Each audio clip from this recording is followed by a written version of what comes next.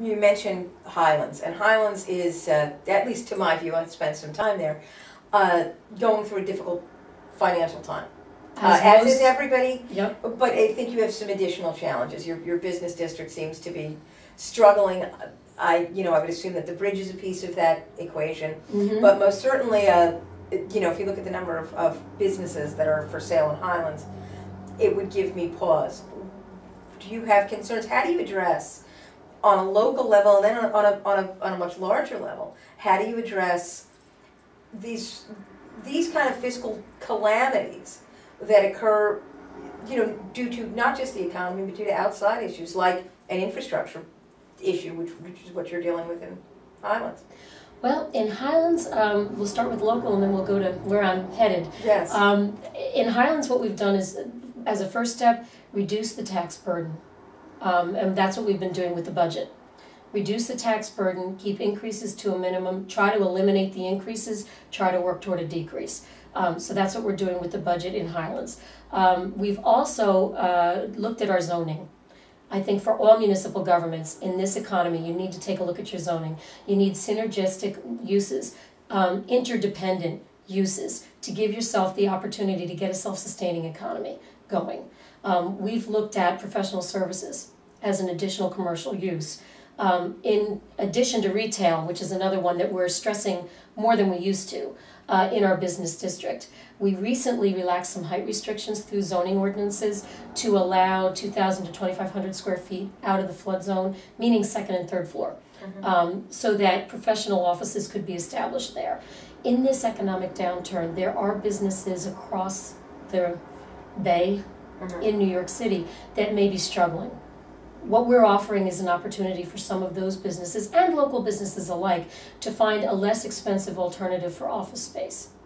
This would create more pedestrian traffic, a lunch crowd for the restaurants, perhaps the demand for some other retail uses that don't exist right now in our downtown business district.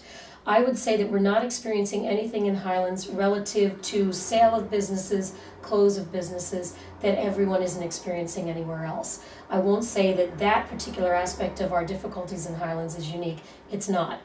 We do have a Highlands Business Partnership, which now is a nonprofit, was a business improvement district that really has been a really hot issue in economic development in Highlands. And I think that there are a lot of municipalities that are now only beginning to establish business improvement districts that are watching what's going on in my town. That's been very educational for me for many years since I became a councilwoman. In essence, the business improvement district has been described as a tax. It is not. It is a self-assessment by the businesses. Business knows how to run business. Government does not.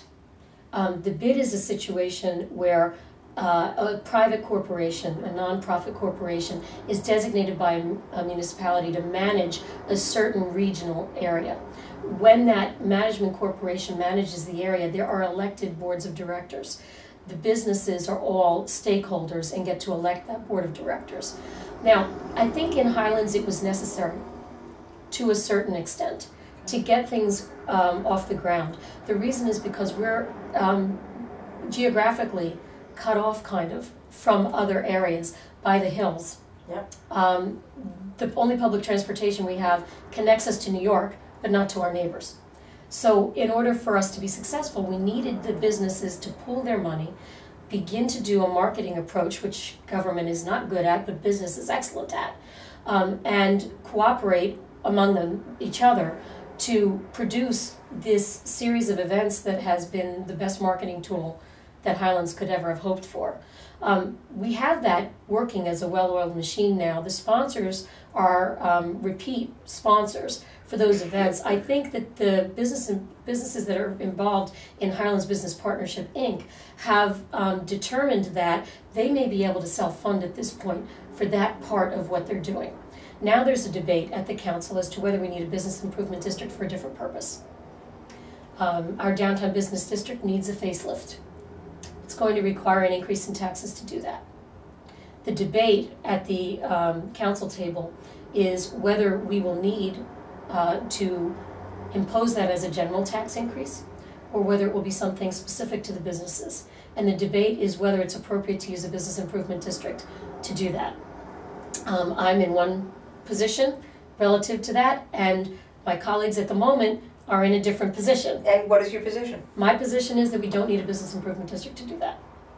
You seem to be just not spending money. You're you seem to be in an anti-spending frame of mind. I definitely think we spend too much everywhere. I think in a difficult economy, we need to reduce that spending to the absolute minimum necessary.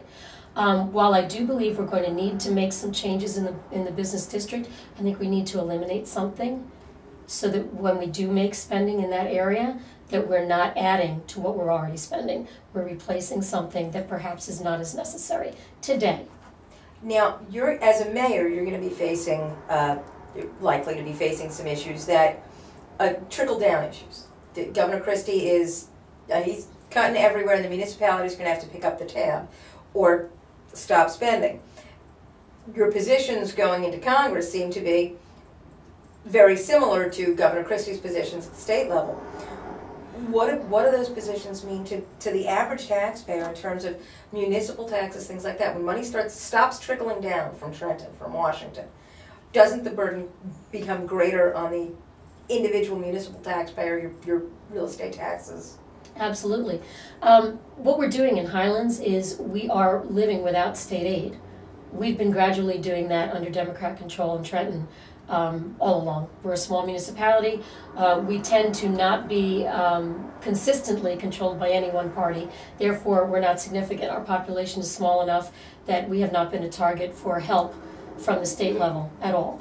At this point, we're about to lose under Governor Christie, I think, $90,000 more in state aid. That's 2 cents roughly for our budget, a little less than that. And we've already, as I said, made proposals for a 5-cent reduction going into next fiscal year. The governing body, the council in Highlands, will need to make some changes in order to make that 5% effective, but I've made proposals that I know have been vetted with the CFO and will work. So we're working on that. So I think that what Governor Christie's doing will not have a significant impact this year. We've been ahead of the curve in dealing with exactly what other municipalities are afraid of dealing with right now. So in that sense, we may have been lucky in that we've already dealt with the issues. What we do need to watch is what's going to go on with pensions. And we've been watching it closely with our CFO. I trust that Governor Christie's going to look carefully at the impact to the municipalities. I do believe that he is very aware of the difficulties in funding those pensions. And I think that pension reform is on the horizon, and I think that's something that we need. Okay.